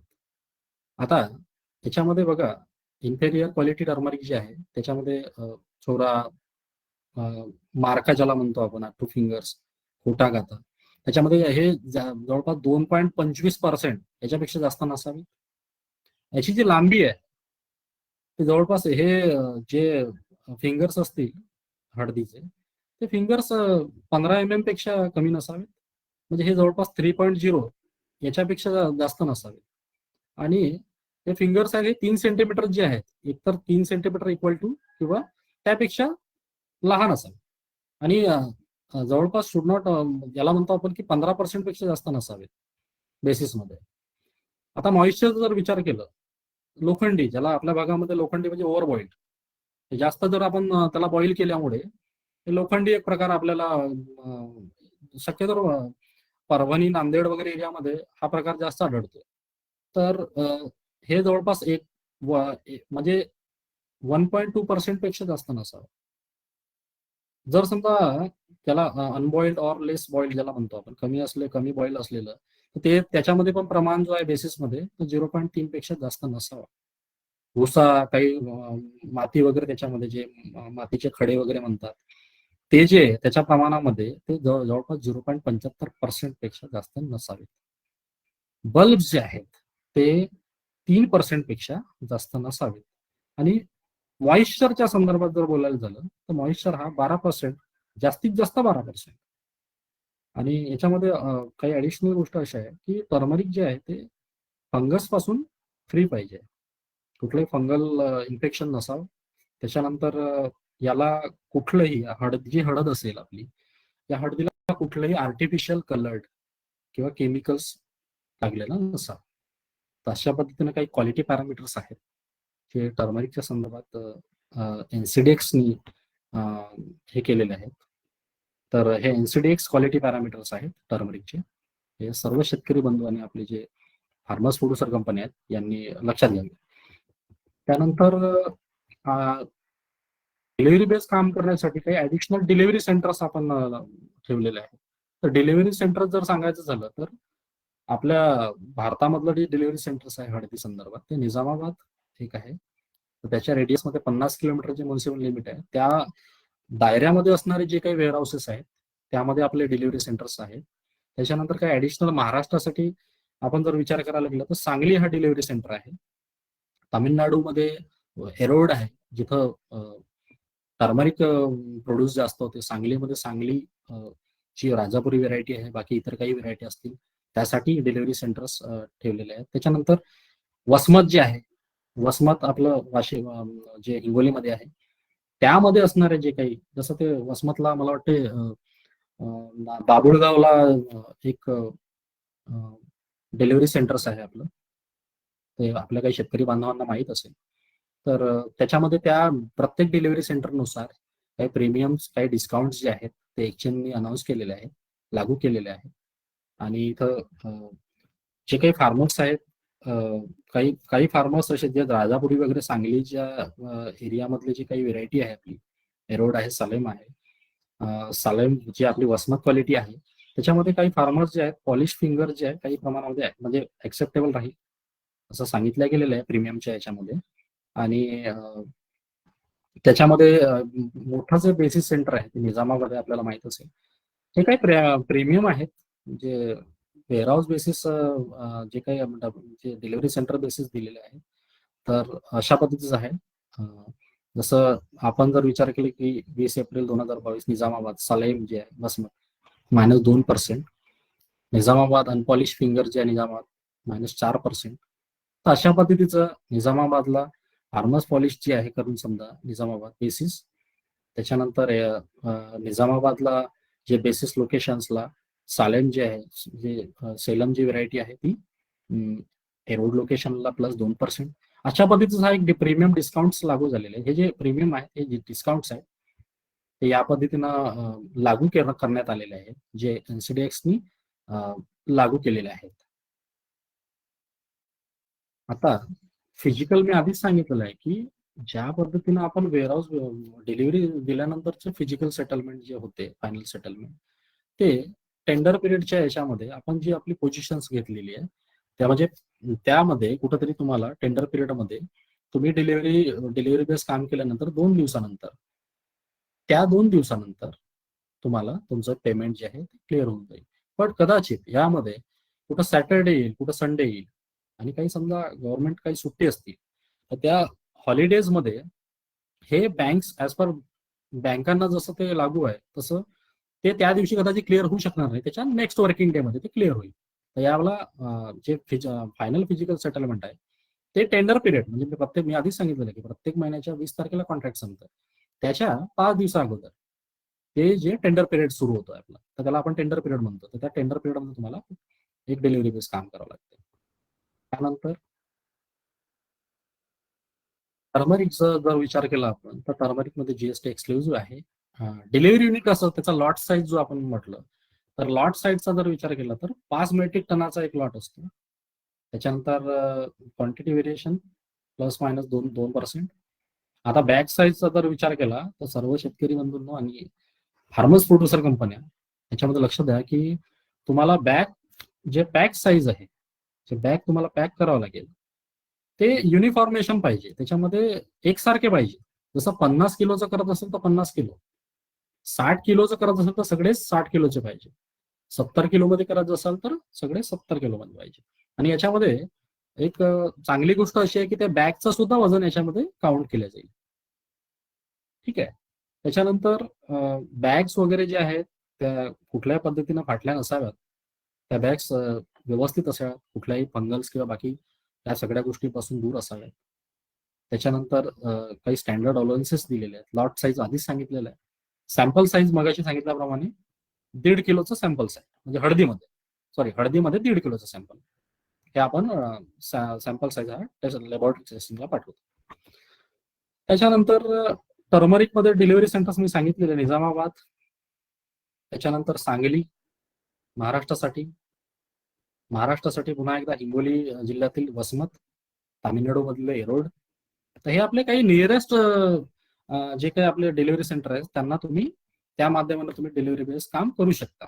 आणि आपलं जे प्राइस रिस्क म्हणजे मूल्य जोखीम व्यवस्थापन आहे ते करू शकता. मॉइश्चर लक्षात घ्या, मॉइश्चर बेसिस मध्ये 12% जास्तीत जास्त अवेलेबल आहे या सगळ्या. आणि आपण जसं मगाशी डिस्कस केल्याप्रमाणे ते असे पॅरामीटर्स आहेत. ठीक आहे. नंतर हे पण तुम्हाला माहित असणं आवश्यक आहे की नॅशनल कमोडिटी डेरिव्हेटिव्ह एक्सचेंजच्या माध्यमानं जे काही ऍग्रिकल्चर कमोडिटी ट्रेड होतात ते कुठल्या कुठल्या कमोडिटी ट्रेड होतात किंवा कुठल्या कमोडिटी ज्या आहेत त्या ट्रेड या आपल्या भागातल्या कुठल्या कमोडिटी ट्रेड होऊ शकतात हे आपल्या शेतकरी बांधवांनी जे आपले फार्मर्स प्रोड्युसर कंपनी आहेत त्या पद्धतीनं समजून घेऊ शकतात. तर यामध्ये कॅटेगरी वाईज सिरियल्स आणि पल्सेसमध्ये चना, बार्ली, बाजरा, गहू, मूग, जो इंडस्ट्रियल ग्रेडचा मका आहे खाण्यासाठी. त्याच्यानंतर पॅडी बासमती, त्याच्यामध्ये पुसा 1121 ही व्हेरायटी आहे. त्याच्यानंतर ऑइल आणि ऑइल सीड्स मध्ये कॅस्टर सीड, मी मगाशीच सांगितलं की कॉटन सीड ऑइल केक जे असते, सर्किट हेड ज्याला म्हणतो आपण. त्याच्यानंतर सोयाबीन रिफाईन ऑइल, त्याच्यानंतर मस्टर्ड सीड, त्याच्यानंतर क्रूड पाम ऑइल, त्याच्यानंतर मोहरी, हिप्रो सोयाबीन ऑइल, फायबर्समध्ये कपास, कॉटन, सॉफ्टमध्ये गुड, फीड ग्रेड. त्याच्यानंतर मसाल्यामध्ये जो आपला आता विषय सुरू आहे, टर्मरिक, हळद, त्याच्यानंतर कोरिएंडर, धने, त्याच्यानंतर जिरा, गौर कॉम्प्लेक्स, गौर सीड, गौर गम, हे शक्यतो राजस्थानकडे होणाऱ्या कमोडिटी आहेत, प्रोड्यूस आहे. तर या पद्धतीने ऍग्रिकल्चर कमोडिटी जे आहे आपल्या एनसीडीएक्स प्लॅटफॉर्मला ट्रेड होतात. नंतर डिलिव्हरी सेंटरचा जर विचार करायला गेला, ओव्हरऑल समजा कमोडिटी वाईज जे डिलिव्हरी सेंटर्स आहेत ते आपल्या महाराष्ट्रासाठी मक्यासाठी सांगली आहे, टर्मरिकसाठी सांगली आणि वसमत आहे, जे वसमत हिंगोली जिल्ह्यात आहे आपलं. त्याच्यानंतर कॉटन सीड ऑइल केक जे आहे त्याचं डिलिव्हरी सेंटर अकोल्याला आहे. त्यानंतर सोयाबीनसाठी अकोला आणि लातूर आहे, आणि हिप्रो सोयाबीन मिल लातूर आहे. चण्यासाठी अकोला आहे. डिलिव्हरी सेंटर्स आहे. आता एनसीडीएक्स बद्दल ओव्हरव्ह्यू आहे. एनसीडीएक्स नेमकं काय आहे हे पण समजलं पाहिजे. खरं आपल्या फार्मर्स प्रोड्युसर कंपन्या असतील किंवा आपले जे शेतकरी बांधव आहेत त्यांना हे करणं आवश्यक आहे की national commodity and derivative exchange limited हे एक अग्रगण्य ऍग्रिकल्चर कमोडिटी एक्सचेंज आहे भारतामधलं. जसं प्रत्येक बँकांना रेग्युलेटर म्हणून जसं आरबीआय रेग्युलेट करते, तसं जेवढे काही आपल्या भारतामध्ये एक्सचेंजेस आहेत त्या एक्सचेंजला रेग्युलेट करण्याचं काम सेबी करते, security exchange board of India. तर सेबी हा रेग्युलेटर आहे. त्याच्यानंतर एनसीडीएक्सचं हेडक्वार्टर हे मुंबईला आहे. आणि आतापर्यंत मी मगाशी सांगितल्याप्रमाणे आपल्याला ज्या माध्यमानं अकाउंट ओपनिंग आणि ज्या माध्यमानं प्रोसेसला सामोरं जावं लागेल ते हेच 240 इन्स्टिट्यूशनल मेंबर्स जे एनसीडीएक्स सोबत एक्सचेंज सोबत रजिस्टर्ड आहेत. आणि मगाशी सरांनी सांगितल्याप्रमाणे एनसीडीएक्स फ्युचर कॉन्ट्रॅक्टमध्ये 21 ऍग्रिकल्चर कमोडिटीचे आहेत त्यांच्यासोबत, आणि ऑप्शन कॉन्ट्रॅक्टमध्ये 7 ऍग्रिकल्चर कमोडिटी सोबत या एक्सचेंजला कमोडिटी जे आहेत ते ट्रेड होत आहेत. त्यानंतर आतापर्यंतचा एक प्रवास जो आहे एफपीओचा प्रवास एनसीडीएक्सच्या एक्सचेंजच्या माध्यमातून कसा राहिलेला आहे, हे सुरुवातीच्या काळापासून 2016 ते 17 या कालावधीपासून ते 2021 म्हणजे जे वित्तीय वर्ष 21-22 या संदर्भात या दरम्यान कसा असला, काय म्हणजे राहिलेलं आहे ते तुमच्या डोळ्यासमोर आहे. आतापर्यंत 405 जे आहेत एफपीओ अकाउंट जे आहेत ते ओपन झालेले आहेत. जवळपास ज्या आपल्या भारतामधील 10 लाख शेतकरी जे आहेत याला एफपीओजला कनेक्ट झालेले आहेत, एफपीओच्या माध्यमाने एक्सचेंजला कनेक्ट आहेत. त्यानंतर आतापर्यंत जवळपास 1,03,643 मेट्रिक टन एवढं क्वांटिटी जी आहे ते ट्रेड करण्यात आलेली आहे, आणि ते वेगवेगळ्या कमोडिटी वाईज आहे. नंतर 150 जे आहे ते जवळपास जे एफपीओज आहेत ते एनसीडीएक्स प्लॅटफॉर्मला रेग्युलरली ट्रेड करतात. त्याच्यानंतर मगाशी मी सांगितल्याप्रमाणे प्राईस डिसेमिनेशन जे सर्व्हिस आहे ती 25,169 एवढ्या फार्मर्सला ही सर्व्हिस आता सध्याच्या काळामध्ये प्रोव्हाइड झालेली आहे. आणि या माध्यमानं त्यांना SMS च्या माध्यमानं जे लोकल रेट्स आहेत, आता तुमच्या एफपीओना सुद्धा पण हे तुम्ही पण हे जी सर्व्हिस आहे ते ऍक्टिव्हेट करू शकता. या माध्यमातून तुम्हाला डेली रेट्स SMS च्या माध्यमानं शेतकऱ्याला माहिती पडतात. सकाळचे रेट्स, दुपारचे रेट्स, संध्याकाळचे रेट्स, हे सगळं या माध्यमानं तुम्ही चांगल्या पद्धतीनं एक जागरूक असू शकून म्हणजे ट्रेड कशा पद्धतीनं होईल त्याचा एक तुम्ही चांगला डिसिजन घेऊ शकता. तर अशा पद्धतीचं एक एनसीडीएक्सचे जे फुटप्रिंट्स आहेत जे भारतामध्ये ते प्रत्येक राज्यामध्ये जवळपास काम होत आहे, काम सुरू आहे एफपीओजला पकडून. आणि आमचा तोच एक उद्देश आहे की एफपीओजचं जे आहे प्राइस कशा पद्धतीनं इन्शुअर झाली पाहिजे, हाच एक आमचा एक उद्देश असतो. आणि त्याला एक प्रॉफिट पकडण्याचं एक माध्यम आहे, ते आपण एनसीडीएक्सच्या माध्यमानं करू शकता, त्याचा लाभ घेऊ शकता.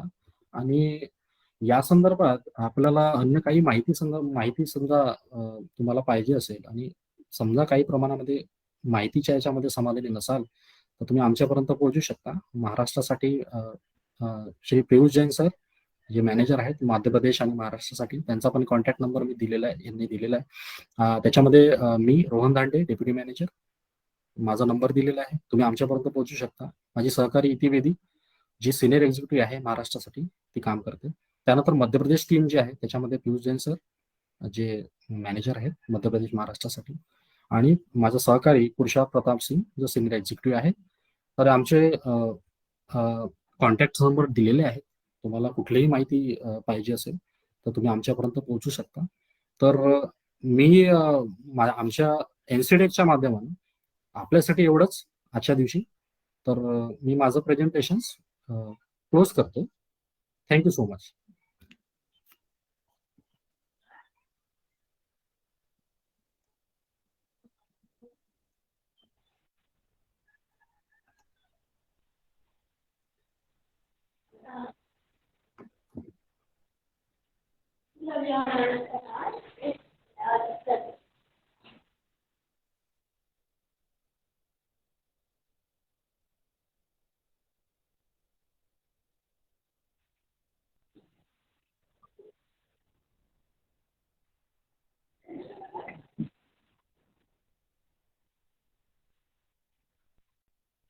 सर एक प्रश्न होता.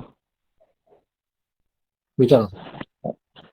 डॉक्टर शेळके सर आणि श्री रोहन सर, सर्वप्रथम रोहन सरांना अभिवादन आणि धन्यवाद की अतिशय महत्त्वाच्या विषयाला आणि अतिशय सोप्या भाषेमध्ये एनसीडीएक्सचं कार्य आणि कशा प्रकारे हा आपण काम करू शकतो फ्युचर मार्केटिंगमध्ये किंवा हेजिंगमध्ये, सरांनी अतिशय महत्त्वपूर्ण अशी माहिती दिली, त्याबद्दल धन्यवाद आहे. मला एक प्रश्न आहे रोहन सरांकरता की आपण जे म्हटलं की आज महाराष्ट्रामध्ये 240 रजिस्टर्ड इन्स्टिट्यूशनल मेंबर्स आहेत, म्हणजे सोप्या भाषेत म्हटलं तर ब्रोकर्स आहेत, त्यांच्या मार्फत आपल्याला तिथे जाता येईल. तर हे इन्स्टिट्यूशनल मेंबर शेतकरी होऊ शकतील का, किंवा मग त्यासाठी काय क्वालिफिकेशन लागतं, आणि इन्स्टिट्यूशनल बोकला काय याच्यामधनं बेनिफिट मिळतं, किंवा मग त्यांचं काय राहतं, म्हणजे त्यांना कसं त्याच्यामधनं पैसा मिळू शकतो. इन्स्टिट्यूशनल मेंबर्स, मी सुरुवातीला राजेश सर आपलं एक कॉन्सेप्ट क्लिअर करतोय की हे जे इन्स्टिट्यूशनल मेंबर्स आहेत हे 240 इन्स्टिट्यूशनल मेंबर्स हे देशांतर्गत आहेत, रजिस्टर्ड झाले. ओके. आणि महत्वाचं, आणि याच्यामध्ये लक्षात घ्या हे इन्स्टिट्यूशनल मेंबर्स हे त्यासाठी आहेत की बाबा कुठले हे यामध्ये जे काही एफपीओज आहेत ते पार्टिसिपेट करू शकले, कारण एनसीडीएक्स जो आहे ना खरेदीदार आहे ना विक्रेता आहे, हे एक प्लॅटफॉर्म आहे. या प्लॅटफॉर्मच्या माध्यमानं एफपीओज काय करू शकतील की ट्रेड करू शकतील, सेल पोझिशन बनवतील किंवा डिलिव्हरी बेस काम करू शकतील. तर हा एक माध्यम आहे. या माध्यमाच्या आणि यांच्या माध्यमानं, कारण प्रॉपर सुरुवातीला टेक्निकल ज्या काही गोष्टी असतात तर सुरुवातीला कुठल्याही एफपीओजला किंवा कुठल्याही शेतकरी वर्गाला या सगळ्या गोष्टी कळत नसल्यामुळे आपण त्यांना इन्स्टिट्यूशन मेंबर्सच्या माध्यमानं जोडण्यात आलेलं आहे आणि त्या माध्यमानं ते समोर जातील. ओके. राजेश जी, इसमें थोड़ा सा मैं आपको और कुछ ऐड करना चाहूंगा कि इस इंस्टीट्यूशनल मेंबर के साथ आप एक फ्रेंचाइजी अपनी ले सकते हैं, और अपने जो क्लाइंटल है, मतलब आपके क्लाइंटल मतलब जो एफपीओ जो आपके साथ में जुड़े हुए एफपीओज हैं उनको आप उनके साथ में एनरोल करवा सकते हैं. ठीक है. तो जो भी मेंबर होता है वो अपनी कुछ ना कुछ फीस लेता है. ठीक है ना. फीस का कुछ पार्ट वो आपको रीइंबर्समेंट के रूप में दे देंगे, जैसे जो भी ब्रोकरेज जो बनती है, क्योंकि मेंबर है उसका कुछ खर्चा लग रहा है, उसके यहाँ पे बहुत सारे एम्प्लॉय भी काम करते हैं, तो उनका खर्चा निकालने के लिए वो मेंबरशिप एक्सचेंज की लेते हैं. राइट. तो आप उनके सब ब्रोकर बन जाएंगे, तो आप उनको लीड जनरेट करके दे देंगे कि एफपीओ इनका अकाउंट ओपन करना है, उनके डॉक्यूमेंट्स वगैरह कंप्लीट करवा के उस मेंबर के पास आप पहुंचा देंगे, तो उनका अकाउंट ओपन हो जाएगा. फिर वो जो काम करेंगे उसका जो भी कमीशन बनेगा उसका कुछ पार्ट आपको वो एज अ रीइंबर्समेंट मतलब आपको मिलेगा, वो मंथली बेसिस का चेक मिलेगा या आरटीजीएस मिल जाएगा आपके अकाउंट. जी सर, बहुत बहुत शुक्रिया, अच्छा क्लियर किया. और दूसरा पूछना, अगर हिंगोली जैसे हमारे यहाँ एफपीओ है, तो ऐसे कोई रीजन वाइज इंस्टीट्यूशनल मेंबर है या इंडिया में या महाराष्ट्र, ऐसे कहाँ अगर करना है कांटेक्ट तो कहाँ पे ये लोकेट होते हैं या कैसे अप्रोच होता है? जी देखिए 240 इंस्टीट्यूशनल मेंबर जैसा कि आपको रोहन ने बताया है, तो ये 240 इंस्टीट्यूशनल मेंबर अलग अलग लोकेशन पे हैं, ठीक है। जी जी किसी का हेड ऑफिस मुंबई में है, जैसे हम बैंक की बात करते हैं, ठीक है ना। जी तो बैंक क्या होती है, बैंक के एसबीआई बैंक है, उसका हेड ऑफिस कहाँ पर है, ठीक है। तो उसकी लेकिन ब्रांचेस कितनी है, उसकी ब्रांचेस हर जगह आपको अवेलेबल होगी, है ना। तो जी जी यही इंस्टीट्यूशनल मेंबर का हेड ऑफिस कहीं पर भी हो सकता है, इनकी ब्रांचेस जो है जहां पर भी उनको लगता है वहां पर उनकी ब्रांचेस होती है। तो ओके अब ये 240 इंस्टीट्यूशनल मेंबर की मैं बात करूं तो इसमें से हो सकता है महाराष्ट्र के 40 हो, दिल्ली के जी 30 हो। अब ये जो 30 दिल्ली के हैं, इनकी हो सकता है किसी की ब्रांच आपको मिल जाएगी तो पुणे में मिल जाएगी, नासिक में मिल जाएगी, ठीक है।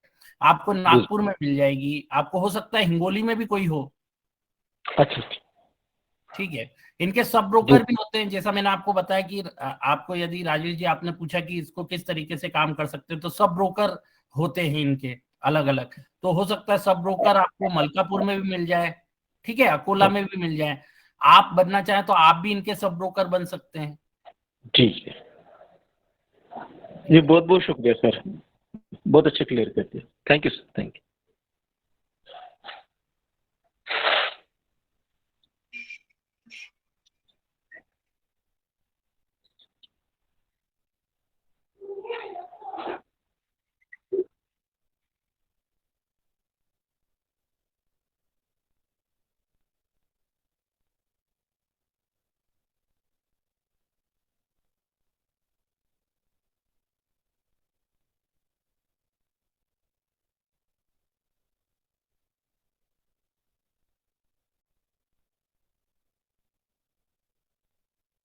हो.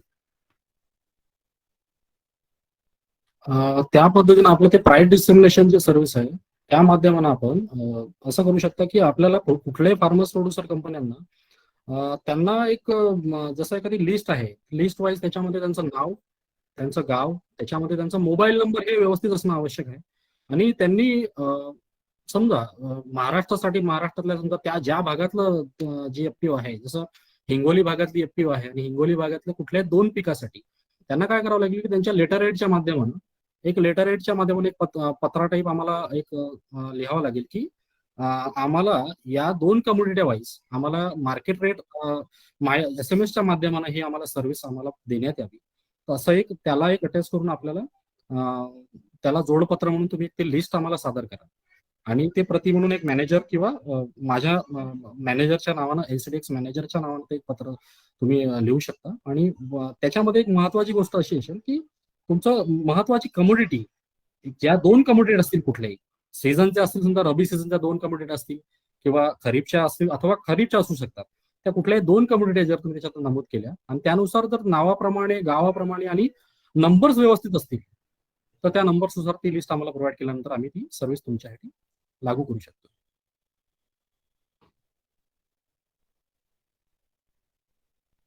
Yes yes yes.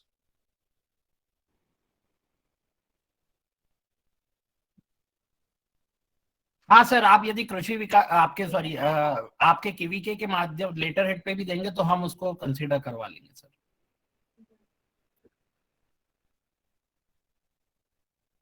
जी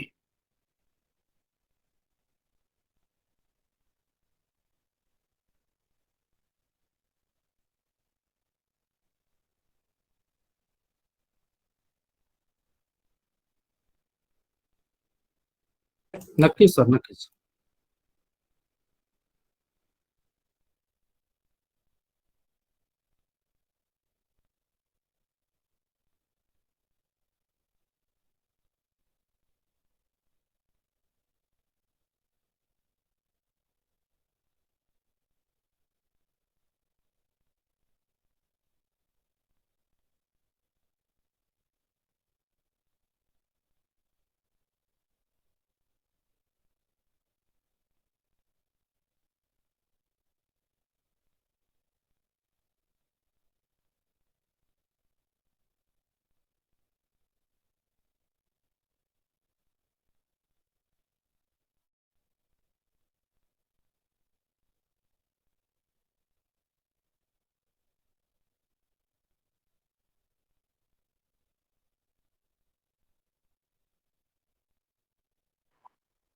हेलो। हेलो। हेलो। हाँ। हाँ, वो एक्चुअली नेटवर्क चला गया था। सर आप केवल इतना फेवर करिएगा कि आपका लेटर हेड जो है उस पर ये मेंशन कर दीजिएगा कि मैं 5,000 पीओ का, 5,000 फार्मर्स का मैं ये लिस्ट दे रहा हूँ, और इनको आपके एसएमएस सर्विस में ऐड करिए, तो फिर हम उसको ऐड। जी। जी।